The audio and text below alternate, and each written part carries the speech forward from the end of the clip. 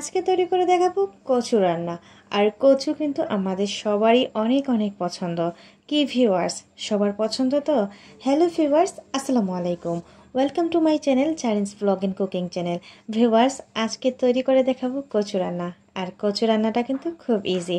প্রথমেই কিন্তু আমাদের বুয়া কচুটা কেটে দিয়েছেন। আমি কিন্তু হাত দিয়ে পারি না বাবা, আমার হাতে চুলকায়, আমার পক্ষে সম্ভব না কচু কাটা। তো কচুটা কিন্তু উনিই কেটে দিয়েছে। তারপর কিন্তু এখানে পানি গরম করে নিব আমি, এবং পানি গরম করে কচুটা কিন্তু ধুয়ে রাখা আছে, কেটে রাখা আছে, এগুলো কিন্তু দিয়ে দিচ্ছি। আর অবশ্যই আমি কিন্তু কচুর যে পানিটা বের হবে সেটা কিন্তু ফেলবো না, কারণ কচুটার পানি ফেললে কচুতে আর কোনো কিছুই থাকবে না এবং মজাও লাগবে না, এবং এতে যে প্রোটিন আছে বা ভিটামিন আছে কোনোটাই কিন্তু মিলবে না।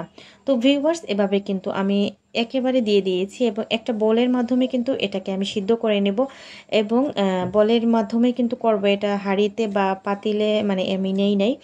তো ভালো করে কিন্তু এটাকে আমি 10 মিনিটের মতো সিদ্ধ করে নেব। আর কচুটাও কিন্তু ভালো জায়গার ছিল, তাড়াতাড়ি সিদ্ধ হয়ে গিয়েছে। এবং আমি কিন্তু একটা ঘুটনি দিয়ে এটাকে ঘুটে নিয়েছি, কারণ হচ্ছে এটাকে ঘুটলে কি হয়, কচুটা কিন্তু যখন রান্না করব তখন খুব তাড়াতাড়ি টেনে আসবে, এবং যত টানবে কচু ততই ভালো লাগবে। আর এখানে যে পানিটা আছে আমি কিন্তু কোনো পানি এখানে ফেলবো না, সব কিছুই কিন্তু আমি রান্না করে নেব।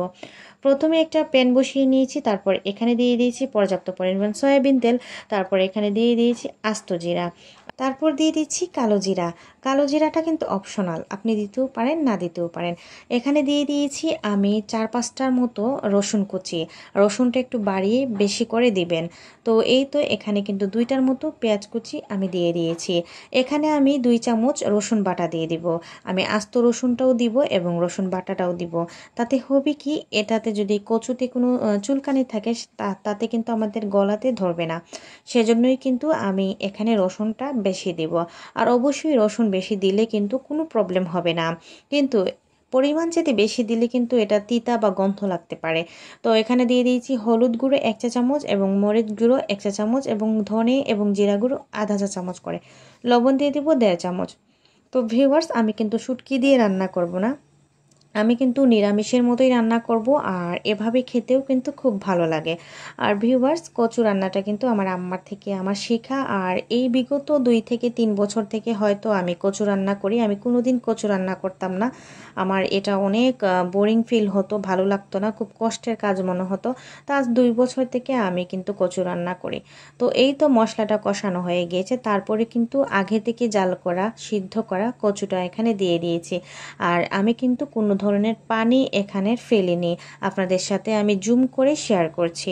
আমি কোনো পানি এখানে অ্যাডও করি নাই, আর কোনো পানি কিন্তু আমি এখান থেকে কচু থেকে ফেলিনি। এখন আমি ওয়েট করে নিব এটা ভালো করে পানিটা টানার জন্য।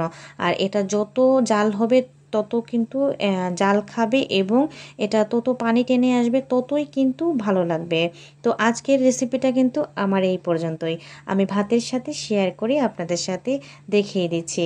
তো আজকের এই ভিডিওটা যদি আপনাদের ভালো লাগে অবশ্যই কমেন্ট বক্সে কমেন্টে জানাতে ভুলবেন না। ভিডিওটা আপনাদের ভালো লাগলে অবশ্যই লাইক, কমেন্ট, শেয়ার এবং সাবস্ক্রাইব করে আপনারা আমার পাশে থেকে যেতে পারেন।